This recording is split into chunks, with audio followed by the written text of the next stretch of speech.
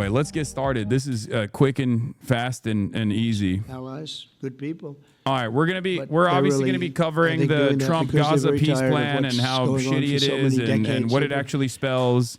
Presidents and And prime this was ministers for years obviously during after this a time, tumultuous back and forth with having the to do with the Middle Israeli East, all they're doing is officials talking because about the Benjamin same thing over and Netanyahu over. They wanna had see it some get back. unique And considerations. nobody So wants we'll that take a more look than at exactly me how or this I works. believe Obviously, we'll Bibi talk too. about the medbed But the conspiracy people of theories Israel as want it. well. They really want it. So- They want the hostages back. That includes the probably 32 bodies that we're talking about, 20 people that are living, 32 or so people that are dead, and they want to have peace. So let us not forget how we got here. Hamas was elected by the Palestinian people. Israel withdrew from Gaza thinking they would live in peace. Remember that a long time ago, they withdrew. They said, you take it. This is our contribution to peace. But that didn't work out. That didn't work out. It was the opposite of peace. They pulled away. They let them have it. And I never forgot that because I said, that doesn't sound like a good deal to me. As a real estate person, I mean, they gave up the ocean, right? Ron, they gave up the ocean. They said, who would do this deal? And it still didn't work out. They were very generous, actually. And they gave up the most magnificent piece of land in many ways in the Middle East. And they said, all we want to do now is have peace. And that request was not honored. Instead of building a better life for the Palestinians, Hamas diverted resources to build over. You guys are saying it's low energy, but what you fail to consider is that you guys are saying it's low energy, but you fail to consider that like sucking Benjamin Netanyahu's penis for as long as he did and as hard as he did takes a lot out of a man, especially if he's like using both hands, paying extra attention to the shaft and balls, the asshole too. You know what I mean? Like that's like, you know, he might have even used his feet if we're keeping it at $150. So it's gonna require a lot of energy, and you know he has a finite amount in his battery. So that's probably what it is.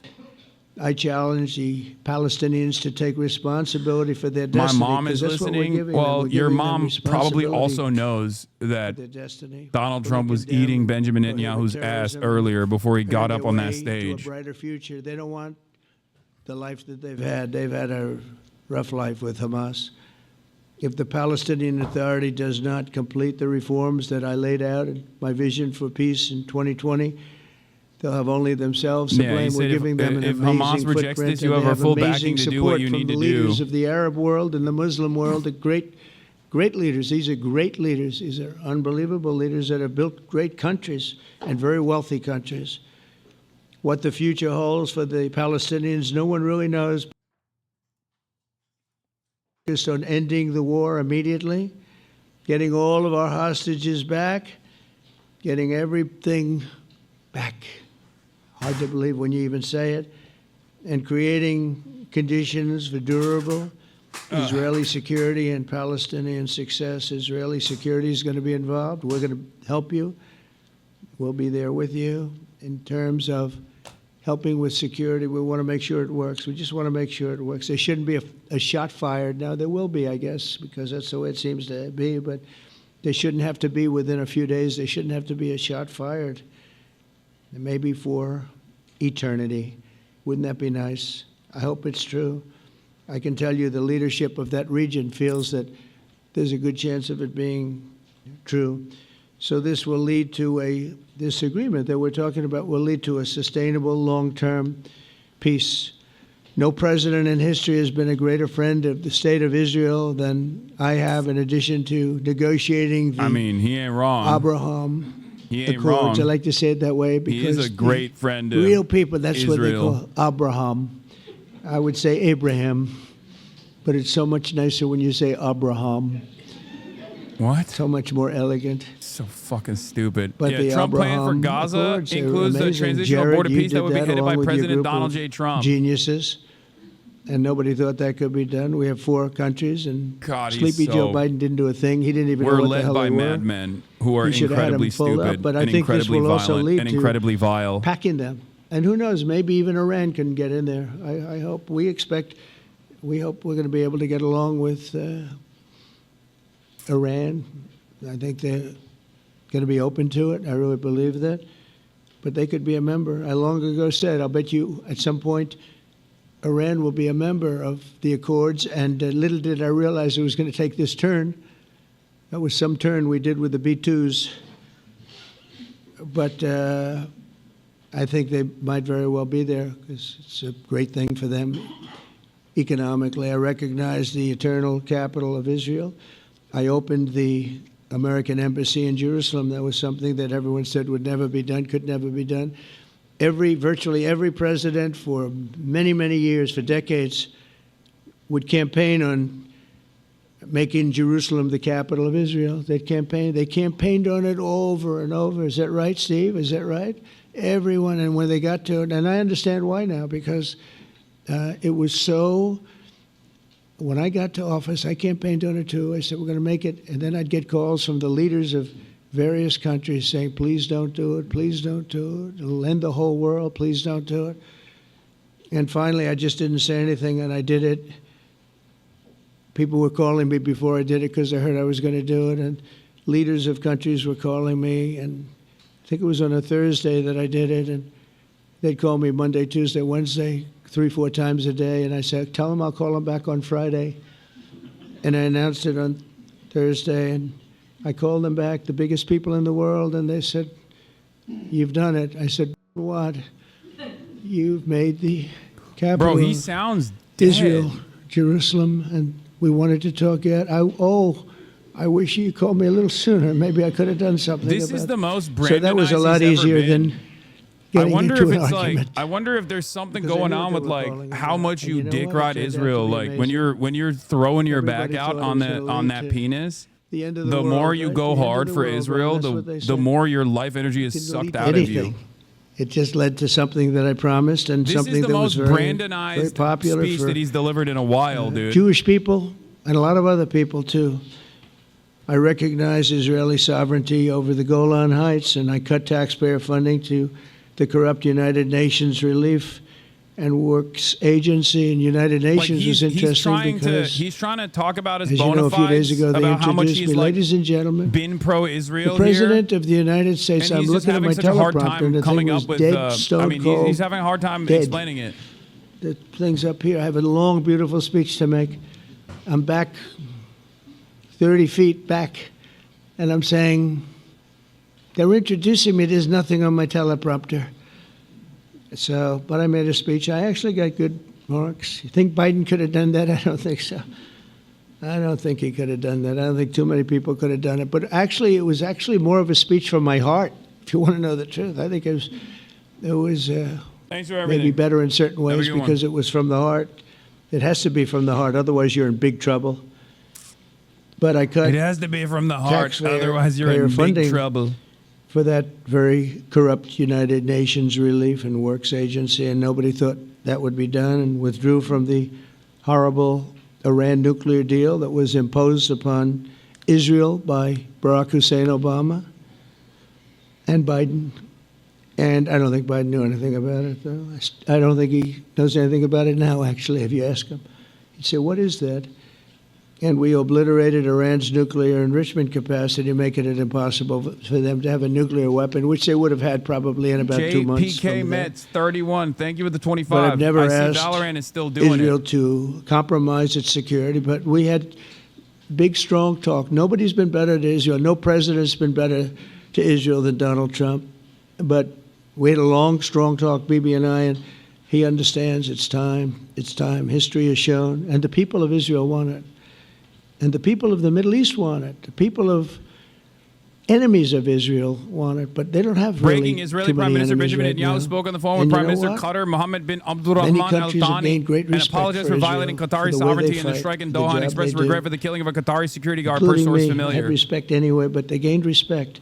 Oh, God. History has shown us that those who have relations with Israel have thrived, while those who have devoted resources and attention toward the destruction and even annihilation. I'm not Mr. Blue and On, but he is not looking good today, okay? I am not Mr. Health complications are imminent.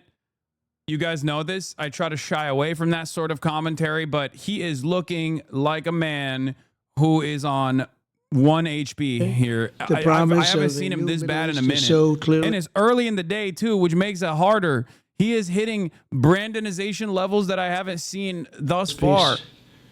If we can get this difficult problem solved, the opportunities for all within that vast region of this world, it's a vast region, it's unlimited.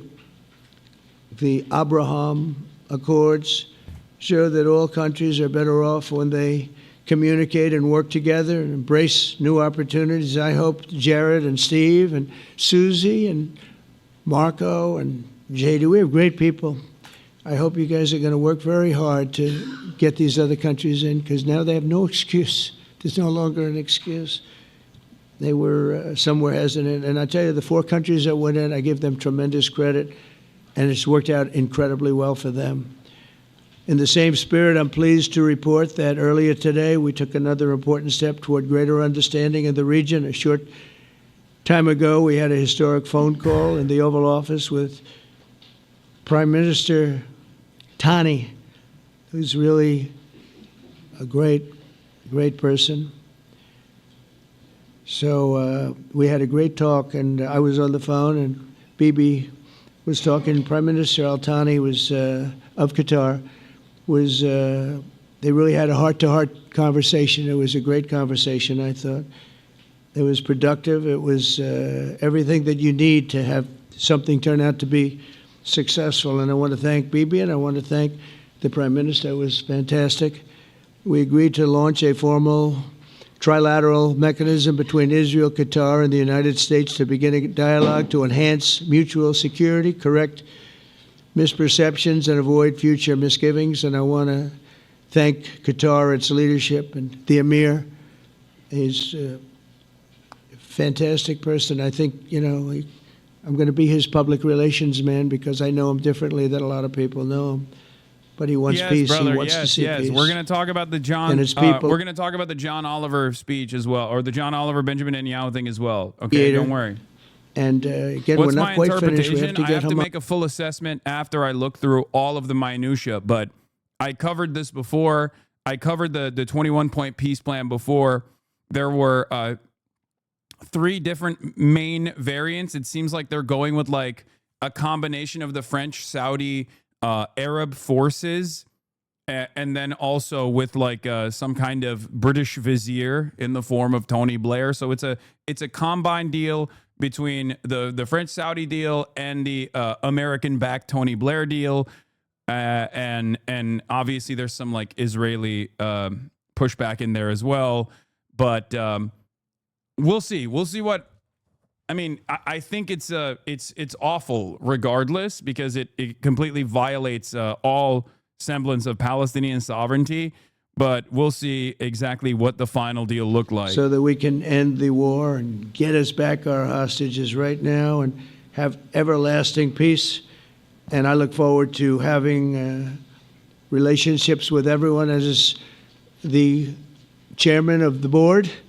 The thing is, even like symbolic gestures of conditional Palestinian recognition of statehood have led Israel to completely collapse and lose their minds over it. So any kind of pushback on Benjamin Netanyahu's full tilt occupation is going to be received very negatively in Israeli society, and certainly in the Israeli Knesset. So no matter what happens, any sort of deal that Donald Trump puts forward is going to be seen, even if it's a puppet state established by the Palestinian, the PA, that is an arm of the Israeli security apparatus, as I've talked about over and over again, is still something that is unacceptable. It's a non-starter for Israel, no matter how bad this looks for the Palestinians. So I don't know. I don't know where this is going to go regardless. For his partnership, and I want to thank all of the leaders, the kings and the emirs and the presidents and prime ministers, people I mentioned. And they've been absolutely fantastic to work with, and it's just happened very quickly. It's happened from a couple of weeks before I had a couple of meetings, but a couple of weeks before we went to the United Nations And we had some incredible meetings. It all came to place. It all took place, and everybody wanted to be a part of it. I don't have anybody that's saying we don't want anything to do with it. It's just the opposite. And I'll tell you, a couple of years ago, a year ago, I don't think we would have had this kind of participation, Mr. VP, right? I don't think we would have had. It's been amazing. The participation was 100%. Everybody wants to be a part of it. And everybody, those very strong countries, everybody wants it to work. So, Bibi, congratulations on this. I think this will be your crowning achievement, frankly. America is hotter from the standpoint of weather than anybody has ever seen before. I'm talking climate change levels, apocalyptic. Mr. President, all right, let's first see what I want this to thank fucking you asshole for has to say. graciously hosting me once again in the White House. Satan Yahoo. And second, I want to thank you for your friendship and for your leadership. From Jerusalem to Tehran, from the Golan Heights to Gaza, you've proven time and again what I've said many times. You are the greatest friend that Israel has ever had in the White House. And Mr. President, you and I both know it's not even close. While you focus at home on making America great again, your leadership abroad is changing the world for the better, ending wars and advancing peace. I believe that today we're taking a critical step towards both ending the war in Gaza and setting the stage for dramatically advancing peace in the Middle East. And I think beyond the Middle East, in very important Muslim countries. I support your plan to end the war in Gaza, which achieves our war aims. It will bring back to Israel all our hostages, dismantle Hamas's military capabilities, end its political rule, and ensure that Gaza never again poses a threat to Israel. We would not have achieved this turning point Why does Bibi support the ceasefire without plan and the calls for an end to the war? Bad for him. courage No and occupation, sacrifice annexation. Bad for him. Is there of something our for Bibi that we're not incredibly seeing? brave soldiers? I have to look through the actual minutia, like lions but I think the reason why he's doing defend the this is people of because Israel. the reason why he is saying they yes to serve it is on the probably front because he line knows that the deal is so War fucking between bad civilization for any sort of Palestinian militancy that he knows that they'll say President, no to it. So this will make him look like he's not When the our two spoiler countries for stand once. shoulder to shoulder, He knows that Hamas will never agree to the full achieve the demilitarization of Gaza, even though Hamas might actually end up agreeing to it just to see if Israel will violate the deal regardless.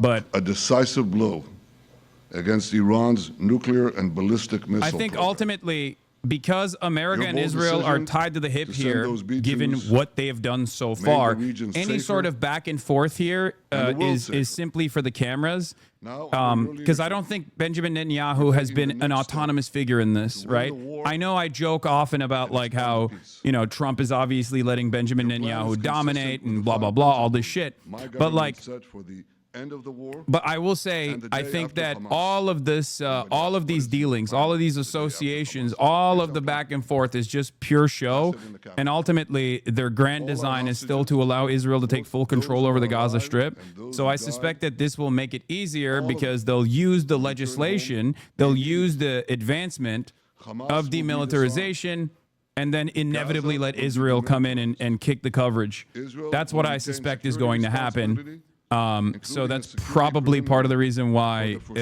foreseeable future. he's leaning into it, lastly, because Benjamin Gaza will Netanyahu have a has peaceful designed a peace plan before. Remember, under Biden, the initial ceasefire plan was sold to us, even though it was identical to the Hamas plan for months and months and months. It was identical to the Hamas plan that was presented over and over again. They made it seem like it was actually Benjamin Netanyahu's plan, right? And then Benjamin Netanyahu personally violated his own ceasefire agreement that the American government was selling as the Israeli ceasefire agreement. So I don't believe that these guys have any sort of ambition beyond what they've done so far, which is like the complete advancement of total ethnic cleansing of all Palestinians from the Gaza Strip. whether by pen or by bullets, they will achieve that goal unless they are stopped, unless there are significant efforts to undermine Israel's standing around the world. And this revolves around boycotts, divestments, and sanctions, like the ones that Spain is actually implementing, right? That kind of shit. And that only happens with tremendous amounts of pressure from the public. This kind of initiative is done in an effort to make it seem as though there's some kind of movement in the positive direction for the Palestinians here. But the reality of the matter is it's just a pressure valve. It's a response to all of the ongoing efforts, all of the ongoing union efforts as well in places like Italy, for example. And this is their, oh my God, Trump is falling asleep. This is their way to try and manage the conversation. Okay? Please, I beg, if you talk about Moroccan youth, it will be a game changer for our cause. I don't know what you're talking about, man. I have no idea what's going on. Can be done the hard way, but it will be done. We prefer the easy way, but it has to be done. All these goals must be achieved because we didn't fight this horrible fight, sacrifice the finest of our young men to have Hamas stay in Gaza and threaten us again and again and again. Massacres. Mr. President, I was encouraged by your clear statement at the UN against the recognition of a Palestinian state. That would be an outcome that, after October 7th, would reward terrorism, undermine security, and endanger Israel's very existence. As for the Palestinian Authority, I appreciate your firm position that the PA could have no role whatsoever in Gaza without undergoing a radical and genuine transformation. In your 2020 peace plan, which you mentioned just now, I'm telling you, man, this motherfucker... you made clear what that transformation would... This motherfucker has said over and over and over again that... this motherfucker said over and over and over again that he does not want a Palestinian statehood. Anything that these guys advance in the direction of peace is just smoke and mirrors, okay? Is cloak and daggers, is smoke and mirrors, is just a way to restructure the narrative. They do not care about the material, okay? They do not care about the material realities. They know it's full tilt genocide no matter which way it goes. They do care about managing said genocide from the PR perspective. This, I think, should be read.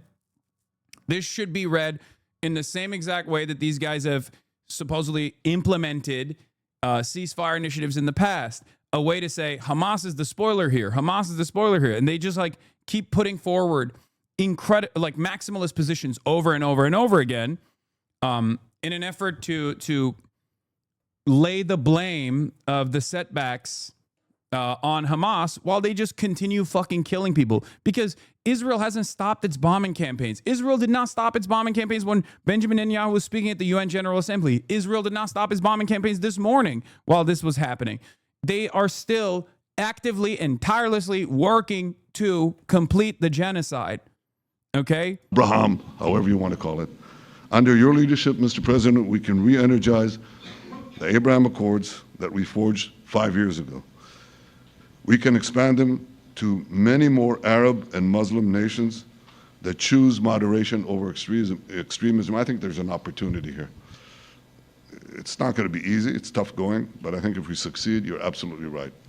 We're going to open possibilities that nobody even dreamed of. But I think we dream of them.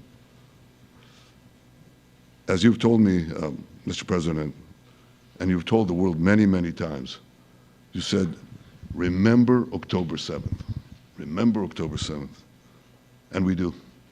We will never forget the horrors of October 7th, and we will do whatever is necessary to make sure they don't happen again. Since October 7th, Israel's enemies have learned a hard truth. Those who attack us pay a heavy price.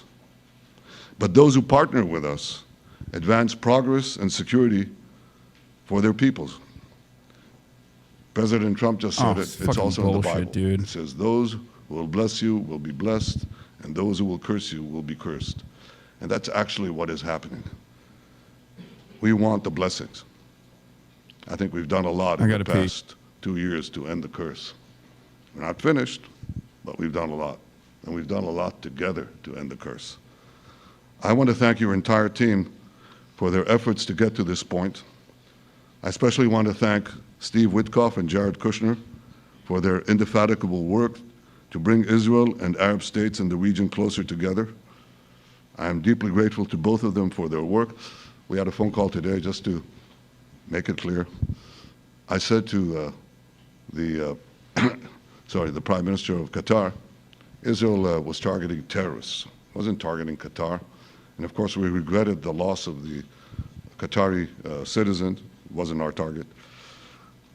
And I very much appreciate President Trump's proposal to have a trilateral body, the United States, Israel, and Qatar, to work out respective grievances. There are quite a few.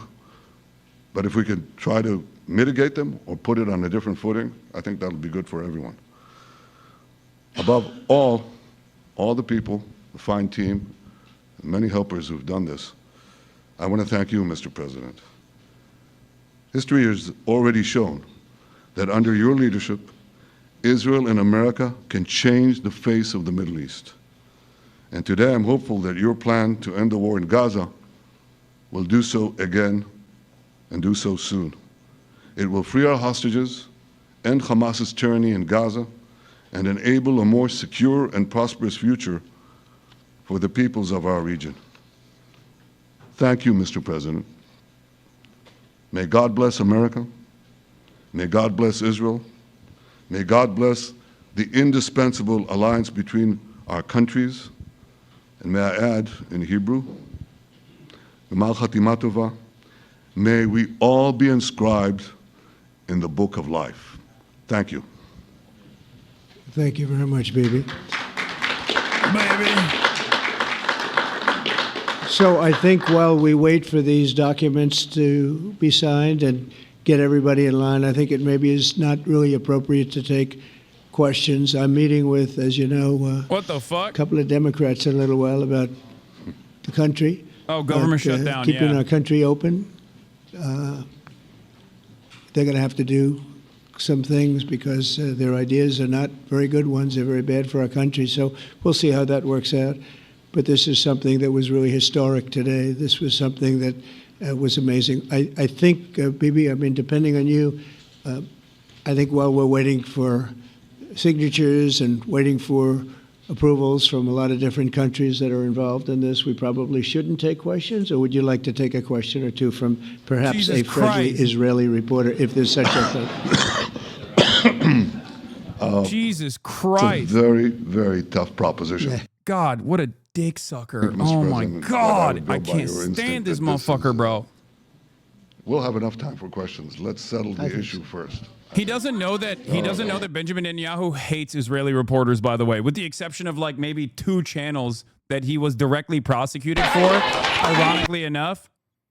Like, Benjamin Netanyahu would much rather talk to American reporters who are much more servile to the interests of Zionism and Israel than Israeli reporters. He notoriously does not do Israeli interviews. He notoriously would rather go and talk to the fucking Nelk boys or Officer Tatum or any number of different like pro-Israel right-wing fucking podcasters than actually spend any moment with any Israeli reporters, even like Yediot Ahronot, like, which is not exactly an anti-Zionist newspaper at all, not even a liberal Zionist newspaper, as a matter of fact. But he doesn't like that because Israeli reporters understand the dynamic a lot better than Western reporters do.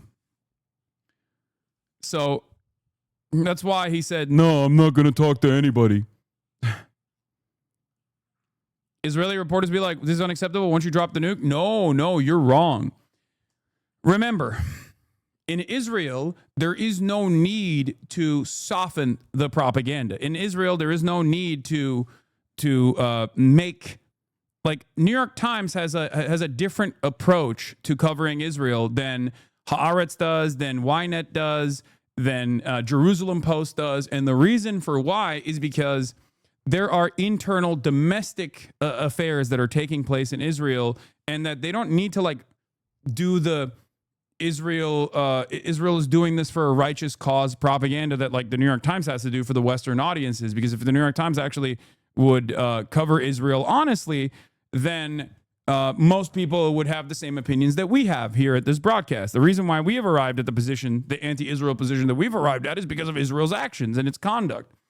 There is no reason by Israeli outlets to manage or soften or temper the Israeli violence. They actually take that. They actually are fully on board with that as a society, which is precisely why they can be critical of Benjamin Netanyahu, knowing full well that like if Benjamin Netanyahu weren't the prime minister, anyone else that comes after would probably manage the conflict in an identical fashion. New York Times, on the other hand, can't do that. In any case, just came here for the briefing. What a fucking nightmare. I know. We're going to talk about that in a second. So, couple high notes here. Breaking: Israeli Prime Minister Benjamin Netanyahu spoke on the phone with the Prime Minister of Qatar, Mohammed bin Abdulrahman Al Thani, and apologized for violating Qatari sovereignty in the strike on Doha and expressed regret for the killing of a Qatari security guard, per source familiar. The call took place during the meeting between Netanyahu and Trump. Does this mean anything? I don't think so. Does this mean that Israel will never violate the sovereignty of other neutral parties or parties that are also a part of the American security apparatus in the region? If you believe that, you are a fucking moron. Okay? There are clips of Trump. Effort, my Yeah, clips of Trump announcing the Board of Peace. But basically, I still see this in the same way that I've seen previous ceasefire negotiations with maximalist positions that are designed around managing the PR of the genocide rather than actually ending it, right? And that's precisely what's going on here as well. Alex Ward, who is the national security reporter at Wall Street Journal, has an interesting take on this. Old plan: Hamas, release all the hostages or Israel can keep attacking you. New plan: Hamas, agree to all 20 points of my plan, which includes the release of hostages or Israel can keep attacking you. That is exactly what this is. Okay? It's the same old, same old. It's just a way to manage the PR. One of the key Hamas demands has been that Trump himself guarantee a ceasefire because they don't trust Netanyahu. Trump's twist on that demand is to create a board of peace and name himself the chair. He also had some rather stinging words towards Netanyahu. He continuously mentions October 7. Trump said of Netanyahu, he can never forget October 7, but thousands have paid the price for that. And now it's time to get our hostages back and get back trying to build something that's really great. He also noted that there are regular protests in Israel against Netanyahu, alluding to the fact that Trump is actually more popular in Israel than Netanyahu. I noticed they have large crowds gathered all the time in Israel, and they have my name up. They like me for whatever reason. Bibi, I don't know. But they say two things: please get the hostages back and end the war. So I think it's a very popular thing you're doing. He's a warrior. He doesn't know about getting back to a normal way of life. But now the people want to get back to peace.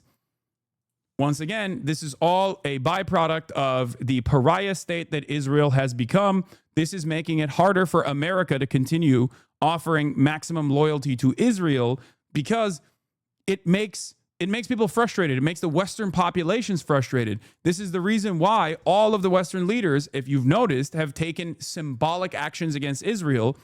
And that alone is an indication that people are going to literally overthrow their governments if they don't fucking do something at this point. You know, people are recognizing that democracy is a failed enterprise because of the ways in which they have made such reasonable demands and yet gotten nothing in return for such reasonable demands, such as stop the genocide, right? I cannot repeat this enough, okay? The conditional recognition of Palestinian statehood is an exit ramp for Israel to continue Zionist domination.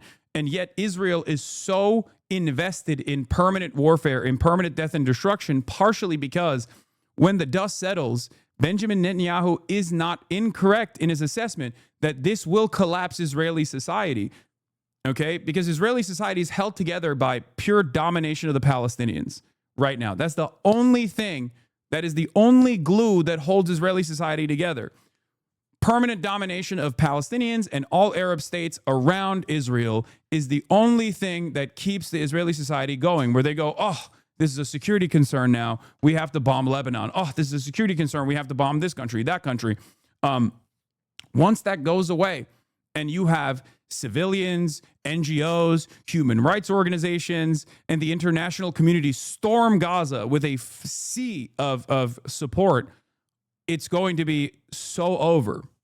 It is going to be so over for any kind of PR initiative that Israel could launch. And I think Benjamin Netanyahu understands that. Benjamin Netanyahu recognizes that reality, which is why he can't afford peace, because peace would mean the complete collapse of Israel at the domestic front, due to how much more pressure will advance on Israel on the international front. That is where we are at currently. I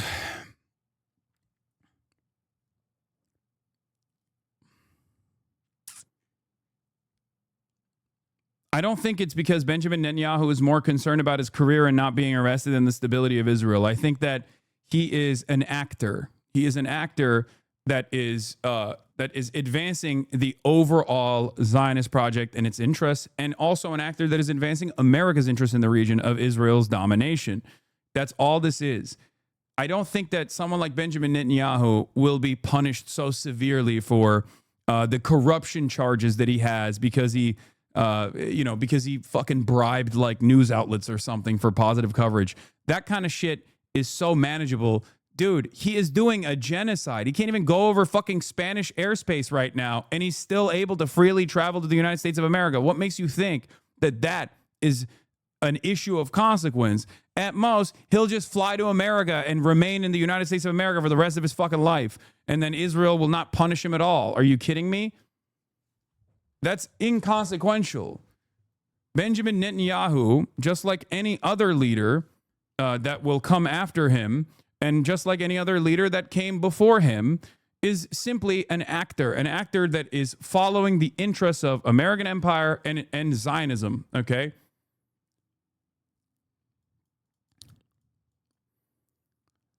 Ali Harb from Al Jazeera says, I think this is dead on arrival. Hard to think Palestinians who have sacrificed so much would hand the keys to Trump and Tony Blair in exchange for vague promises of peace and prosperity and no timetables for Israeli withdrawal or even talks of self-determination. Yeah. Palestinian sovereignty is the most consequential aspect of Palestinian statehood. You cannot achieve sovereignty through demilitarization, especially as a genocide is ongoing, with no hardline guarantees on military withdrawal and no clear-cut, well-defined positions on how this withdrawal is going to look. And then handing over Palestinian sovereignty to a Western government is ridiculous. The reason why October 7 happened is because Palestinians were written off in the Abraham Accords. That was a big driving component for Palestinians that recognize the Palestinian liberation groups that recognize that military resistance was the only way out of the situation, because all of the peace negotiations thus far had amounted to nothing, and that it was clear that after Trump won with the Abraham Accords, that they were written out of the equation, that Israel was going to slowly but surely do the exact same thing that they were doing in West Bank, in Gaza as well, through sieges and through military conquest, and permanently drive all the indigenous population out of historic Palestine. That's it. And it would not stop there anyway, which is precisely the reason why it's crazy that the GCC and Gulf states in general don't even recognize that they are in the crosshairs directly as well. But here is Jake Sherman summarizing the plan to end the war in Gaza. Gaza will be a de-radicalized terror-free zone that does not pose a threat to his neighbors. Gaza will be redeveloped for the benefit of the people of Gaza, who have suffered more than enough. If both sides agree to this proposal, the war will immediately end. Israeli forces will withdraw the agreed-upon line to prepare for a hostage release. During this time, all military operations, including aerial and artillery bombardment, will be suspended. What they are banking on is the discontent from the Palestinians that have suffered so much. They have experienced the genocide. They have suffered so much violence. They've seen virtually all of their family members get wiped out or gravely wounded in the process. Their entire civil society has collapsed in and of itself. And of course, they want peace. They want an end to this bloodshed. They want an end to this genocide. Israel very clearly has a maximalist position of just like purging all Palestinian life from the Gaza Strip. They do not want that, but also they just want this war to end. They just want this genocide to end, which is an understandable position. This is why, after all of the military pressure, after all of the pressure that is created through the genocide, they are banking on the Palestinian population to tell Hamas, like, please take this deal. Please take this deal. I'm not so certain that the demilitarization aspect of this, regardless of whether Hamas is in charge or not, because it's very clear that Hamas doesn't give a fuck about like continuing to govern Gaza, but they do care about ensuring that there is some semblance of a militarized force that isn't completely disarmed in this process. Understandably, you can't have any sovereignty without a military, and a demand to disarm in the process of a genocide is a ridiculous demand to make, right? Obviously.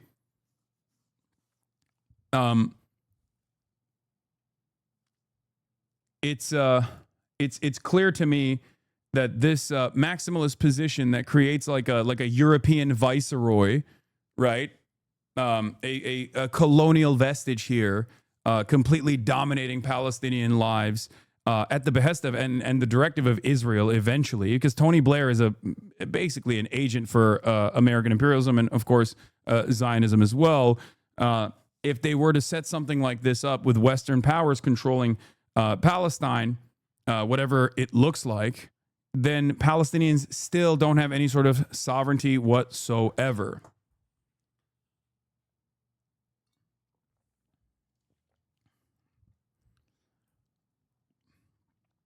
Within 72 hours of Israel publicly accepting this agreement, all hostages alive and deceased will be returned. Once all hostages are released, Israel will release 250 life sentence prisoners plus 1,700 Gazans who were detained after October 7, 2023, including all women and children detained in that context. For every Israeli hostage whose remains are released, Israel will release the remains of 15 deceased Gazans, which, by the way, again, look at that. They have 10,000 plus hostages in Israeli prisons, Palestinian hostages in Israeli prisons. Interesting admission here is that they are releasing 1,700 Gazans who were detained after October 7. After October 7. These are the doctors, the nurses, the teachers, the people that they actually shackled and tortured, sometimes raped to death in the concentration camps, like Sidi Tayman. Okay? These are people that were unjustly detained and tortured in their concentration camps. And it's not even all of them. It's just some of them, 1,700 of them. They did this so that they can have an additional bargaining chip without even putting a dent to the 10,000 plus Palestinian prison population in Israel, that many of which were also packed up in the West Bank and continue to be arrested in West Bank under military tribunal inside of military detention facilities that have a process called administrative detention, where it is a permanent hold no matter how young you might be. Israel has also internally decided that they can now offer the death penalty for Palestinian prisoners inside of administrative detention. So they're going to start killing them as well, for the record. A full-blown death camp, concentration camp to death camp change is happening imminently, happening in front of our eyes, in real time, in broad daylight, okay?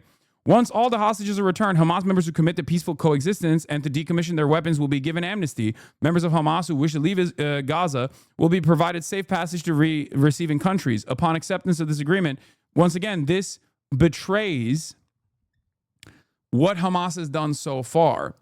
This is written by an Israeli. This part is a fundamental misunderstanding of what Hamas is doing. They still operate under the same notion that Israeli leadership has, which is that these guys are out of step with Palestinian population. They're not actually invested in developing sovereignty for the Palestinians. They're not invested in ending the occupation. They're simply covering their own asses. That is why they put provisions like this in a bill such as this one, and they have made this demand known over and over again, whereas the Hamas militancy has refused over and over again. This also goes along with all of the fucking fake bullshit that they presented about Yahya Sinwar potentially being all the way in Doha, escaped under the tunnels, or if he's even in a tunnel, if he's even in a tunnel system under Gaza, he's probably strapped to like numerous Israeli baby hostages or whatever the fuck. It turns out he fucking was killed fighting till the last breath. So obviously that was bullshit. In any case, upon acceptance of this agreement, full aid will be immediately sent into the Gaza Strip. At a minimum, aid quantities will be consistent with what was included in the January 19, 2025 agreement regarding humanitarian aid, including rehabilitation of infrastructure, water, electricity, sewage, rehabilitation of hospitals and bakeries, and entry of necessary equipment to remove rubble and open roads. Think about this. How is this a part of the negotiation? This negotiation is a recognition of the genocide. Okay? This is a recognition of the genocide. This means that both the American parties and the Israeli parties recognize that they have stopped aid from going into the Gaza Strip, something that they've denied over and over again, for the record, because they know it is a violation of international human rights. All the standards in warfare, even before international human rights existed as a concept, this is a violation of that, right? So they are recognizing it. They're recognizing that they're admitting that they're doing war crimes, and they're using war crimes against a captive civilian population as a fucking bartering chip. How insane. This means every single thing that they are going to allow, if Hamas agrees to it, was a thing that was going on up until this very point. This is a clear-cut recognition of the severe violation of human rights that Israel is committed to in this genocide. Okay? I hope this opens up more people's eyes to the reality, the utter devastation that Israel has channeled throughout this genocide. Okay? Entry of distribution and aid in the Gaza Strip will proceed without interference from the two parties through the United Nations and its agencies. Again, something that they violated through the Gaza Holocaust Fund, which the United Nations' own report showed contributed to the death, destruction, and the famine in the Gaza Strip. So they're saying, oh, the thing that we did as the two belligerent parties, the United States of America and Israel, the GHF, the Gaza Holocaust Fund, or also known as the Gaza Humanitarian Fund, yeah, that was bullshit. We're going to pull that back as well. Another recognition, okay? In addition to other international institutions not associated with any matter in either party. Opening the Rafah crossing in both directions will be subject to the same mechanism implemented under the January 19, 2025 agreement. Gaza will be governed under the temporary transitional governance of a technocratic, apolitical Palestinian committee. This is the demand that was made by Hamas, and they are abiding by it. But, like I said, smoke and mirrors, cloak and daggers. This is a fake recognition of that demand, because this Palestinian technocratic committee is still always going to be under the banner or the rulership of a colonial vestige, right? A viceroyalty, if you will, like a vizier, Tony Blair, or some other Western leader is going to be in control over this Palestinian technocratic committee, responsible for delivering the day-to-day ruling of public services and municipalities for the people in Gaza. This committee will be made up of qualified Palestinians and international experts, with oversight and supervision by a new international transitional body, the Board of Peace. That's the problem here. Do you understand? They're going to put exactly. They're going to put the Atlantic Council guy on the committee. They're going to put Ahmed Fouad al-Khatib and all these other people. Not Hamas. Other Arab nations made that demand. Yes, but Hamas has said yes to this demand. Hamas has said yes to disbanding. Hamas has said yes to disbanding and allowing a transitional governance of a technocratic, apolitical Palestinian committee to take over the day-to-day functions of civil governance in the Strip. They said yes to that, okay? Remember, they said yes to that. They agreed to that, except they did not agree to having that board be controlled by anyone but Palestinians. Okay? The problem here is that they do not want that board to be beholden to the Palestinian population, but instead beholden to the Board of Peace, which will be headed and chaired by President Donald J. Trump.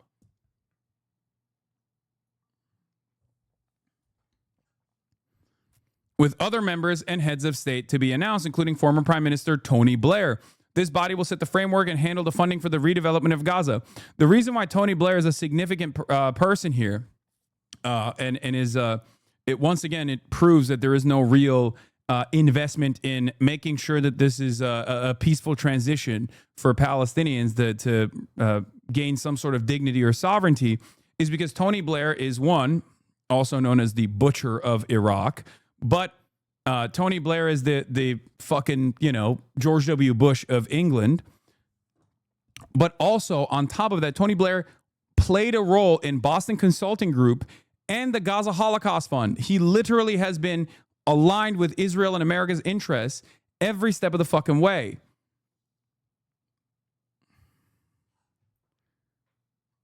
Like, this is even worse than the Palestinian Authority controlling the Gaza Strip, which already would be unimaginably unpopular in the eyes of all Palestinians, both in the West Bank and in the Gaza Strip. Do you understand? They don't even want the Palestinian Authority, which is, again, a part of the Israeli security apparatus, to play a role in the governance. They want this to be completely controlled by Western powers. Okay? Western powers that are beholden to not only America's interests directly, Donald J. Trump, or Israel's interests, because America's interests are aligned with Israel's interests, no matter how much they act as though there's friction there. This body will set the framework and handle the funding for the redevelopment of Gaza until such time as the Palestinian Authority has completed its reform program as outlined in various proposals, including President Trump's peace plan in 2020 and the Saudi-French proposal, and can securely and effectively take back control of Gaza. Like I said, the competing plans here were the Trump peace proposal, this one, and it has some components of the Saudi-French proposal as well. These two are the leading proposals that try to at least fake it as though like there is some sort of Palestinian statehood that could happen in the future with no real recognition of such. But Israel has said no to all of this thus far. So the reason why Israel's saying yes to it means that they probably secured additional secret recognitions for allowing Israel to do whatever the fuck it wants to do, to continue doing whatever the fuck it wants to in the Gaza Strip. And yes, Hamas is saying they just found out about this deal. We were not informed on Trump's plan before its announcement, and its terms are close to the Israeli vision. What happened was an attempt to suppress the international momentum and recognition of Palestinian statehood. That's what Hamas official Mahmoud Mardawi said just now. And they were lying this whole time. We're like, Hamas knows this deal is imminent. They were always lying, as I covered over and over again, obviously. And also, the White House's talking points regarding this plan say a reform PA will eventually take over from whatever this transitional entity in Gaza is. Netanyahu, in his remarks, seems to have ruled out PA involvement and expects full Israel control of Gaza's border and security. This is why I said this bill is dead on arrival, and it's actually put together to manage the PR around Israel's genocide. It's not to actually stop Israel's genocide. Do you understand? Unfortunately, I wish it wasn't the case, but it's very clear that this deal is put together specifically to manage Israel's PR. The reason why they have to manage this PR, by the way, is good, okay? That means that our pressure, that means that all of the fucking work stoppages, the flotillas, the imminent UEFA decision that could potentially bar Israel from competing in international sports events, at least when it comes to football, soccer, or Eurovision. Like, the cancellation of these sorts of things are actually putting a little bit of fear in at least America's calculations. Okay, at least in America's calculations of like how they can be lockstep with Israel.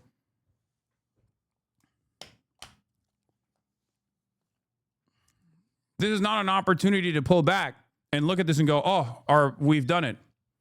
This is a victory. This is an opportunity to continue applying pressure.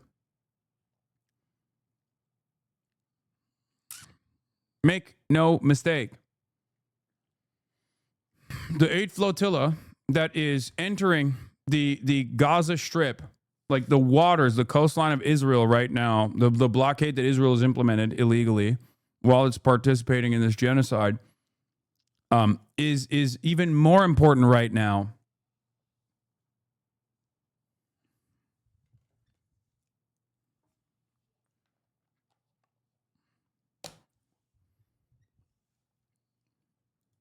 President Trump's peace plan in 2020 and the Saudi-French proposal and can securely and effectively take control of Gaza. This body will call on best international standards to create modern and efficient governance that serves the people of Gaza and is conducive to attracting investment.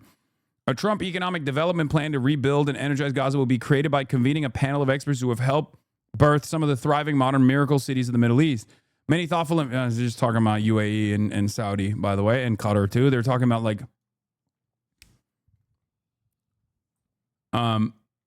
they are basically they're basically setting it up so that, you know, Saudi and like Gulf investment goes into the Strip, which again, taking more away from Palestinian sovereignty. All right. And will be considered to synthesize security and governance frameworks to attract, facilitate these investments, blah, blah, blah. A special economic zone will be established with preferred tariff and access rates to be negotiated in participating countries. No one will be forced to leave Gaza, and those who wish to leave will be free to do so and free to return. We will encourage people to stay and offer them the opportunity to build a better Gaza. Hamas and other factions agree to not have any role in the governance of Gaza directly, indirectly, or in any form. All military, terror, and offensive infrastructure, including tunnels and weapons production facilities, will be destroyed and not rebuilt. There will be a process of demilitarization of Gaza under the supervision of independent monitors, which will include placing weapons permanently beyond use through an agreed process of decommissioning and supported by an internationally funded buyback and reintegration program, all verified by independent monitors. New Gaza will be fully committed to building a prosperous economy and peaceful coexistence with its neighbors. A guarantee will be provided by regional partners to ensure that Hamas and the factions comply with their obligations, that the new Gaza poses no threat to its neighbors or its people. The United States will work with Arab and international partners to develop a temporary international stabilization force, the ISF. This is huge. This is the international mission, right? To immediately deploy in Gaza. Why would they need to immediately deploy in Gaza? Is it to actually identify, arrest, apprehend, detain, and kill Palestinians? No. It's so that Israel stops blowing up Gaza. Just make no mistake. Like, the very fact that they are putting this in the plan is because they know how Israel operates. Okay? Will it end up working in the way that I mentioned, which is to apprehend, detain, kill Palestinians that they declare are members of the resistance forces? Probably. But if they were to do that, actually, I think that would be a devastating international crisis. So who knows? The ISF will train and provide support to vetted Palestinian police forces in Gaza and will consult with Jordan and Egypt, who have extensive experience in this field. This force will be the long-term internal security solution. The ISF will work with Israel and Egypt to help secure border areas, along with newly trained Palestinian police forces. It is critical to prevent munitions from entering Gaza to facilitate the rapid and secure flow of goods to rebuild and revitalize Gaza. A deconfliction mechanism will be agreed upon by the parties. Israel will not occupy or annex Gaza. As the ISF establishes control and stability, Israel's defense forces will withdraw based on standards, milestones, and timeframes linked to demilitarization that will be agreed upon between the IDF, ISF, the guarantors, the United States, with the objective of a secure Gaza that no longer poses a threat to Israel, Egypt, or its citizens. Practically, the IDF will progressively hand over the Gaza territory it occupies to the ISF according to an agreement they will make with the transitional authority until they are withdrawn completely from Gaza, save for a security perimeter presence that will remain until Gaza is properly secure from any resurgent terror threat.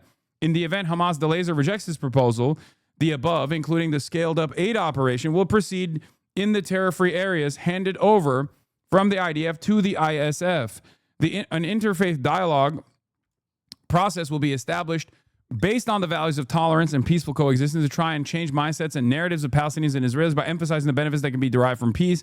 While Gaza redevelopment advances and when the PA reform program is faithfully carried out, when they say the PA reform program, they're literally talking about like, you're not allowed to say anything mean about Israel as a Palestinian. That's what they're talking about, for the record. Because like, for them, remember, this has been like a major component. They think that like Palestinians hate Israel because they're taught to hate Israel at school at an early age. And it's like, no, dipshit. They fucking hate Israel because Israel's doing a genocide. and Israel has had a permanent occupation over Palestinians for their entire lives and has blown up the fucking school. That's how people learn to hate Israel. Okay? The conditions may finally be in place for a credible pathway to Palestinian self-determination and statehood, which we recognize as an aspiration of the Palestinian people. The United States will establish a dialogue between Israel and the Palestinians to agree on a political horizon for peaceful and prosperous coexistence. Here is the initial implementation. IDF current line of control. Initial withdrawal with the hostage release. And then the second withdrawal was when the ISF mobilized per standards set within the Trump plan. And then the third withdrawal will be the security buffer zone, which is still like a couple miles into the Gaza Strip. If you recall, they blew up. If you remember, this was always a part of Israel's plan as well. There's a reason why they blew up every house and every building inside of Gaza that was like in the 3-mile line, I believe. That is the third withdrawal line, the security buffer zone, as they called it. When we were saying, like, why the fuck are they blowing up schools and all these like buildings and shit and engaging in these sorts of demolitions, which they obviously advanced all around the Strip. They blew up everything in the Strip at this point. But the reason why they did this is because they wanted to create a security buffer zone between the Gaza Strip.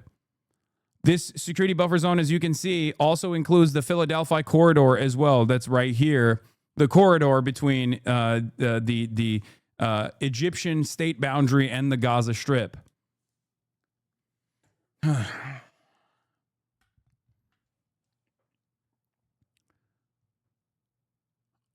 Truly abysmal, and yet another clear-cut demonstration of Western chauvinism. And it totally writes out Palestinians and their demands and their wishes, and simply uses the genocide, the ongoing genocide that they basically damn near admit here that they're conducting, as a bargaining chip. They're like, my way or the highway. We're just going to either keep doing the genocide and we're just going to keep slaughtering all of you, or we're just going to do it later down the line, but after you have completely demilitarized. Demilitarized in the process of an ongoing genocide, mind you. Okay? Jeremy Scahill says, important fact that no one mentions, on August 18th, Hamas formally agreed that 98% of the Gaza ceasefire terms that the U.S. and Israel demanded. Israel then attempted to assassinate the Palestinian negotiators in Doha. And now the Trump admin claims it has a new ceasefire plan. That's also something to consider as well. Anyway, here is the 20-point plan from Drop Site. We already covered it.